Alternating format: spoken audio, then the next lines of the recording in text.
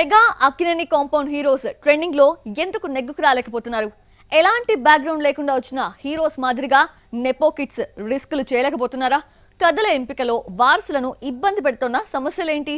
Mega compound హీరోలు గత కొంతకాలంగా ట్రెండ్ పట్టుకోలేకపోతున్నారా అనిపిస్తోంది. చెర్రీతో శంకర్ చేస్తున్న గేమ్ చేంజర్ ఎక్కడ స్టోరీ పరంగా మరీ ఓల్డ్ కాన్సెప్ట్ ఎత్తుకొచ్చాడా అనే భయం అభిమానుల్లో రేగుతోంది. ఎందుకంటే శంకర్ ఇప్పటికీ పాత మట్టి వాసనలనే ఇంకా చూపించాలని చూస్తున్నాడు. ఈ విషయంలో ఏంజెన్ 2తో మరోసారి ప్రూవ్ అయింది. కాకపోతే గేమ్ చేంజర్కు కథకుడు కార్తీక్ సుబ్రాజ్ కారణంగా కొంతవరకు బెటర్మెంట్ ఆశిస్తున్నారు. అక్కినేని కుర్ర హీరోలు అఖిల్, చైతులు ఇప్పటికీ ఒకే తరహా లవ్ స్టోరీలతో సినిమాలు చేస్తున్నారు అనేది పెద్ద కంప్లైంట్. ఈ విషయంలో చైతు కొంతలో కొంత బెటర్మెంట్ చూపించే ప్రయత్నం చేస్తున్నాడు. అయినప్పటికీ తన ఫ్యామిలీకి కలిసొచ్చిన కథాంశాలు ఆ బౌండరీస్లోనే స్టోరీలు చుట్టేస్తున్నాడు. ఎంత కొత్త సినిమా అని చెప్పినా ఓల్డ్ స్టోరీ లైన్స్తోనే సినిమా చూపిస్తున్నాడు. తండేల్ ఈసారి దానిని బ్రేక్ చేస్తాడేమో చూడాలి.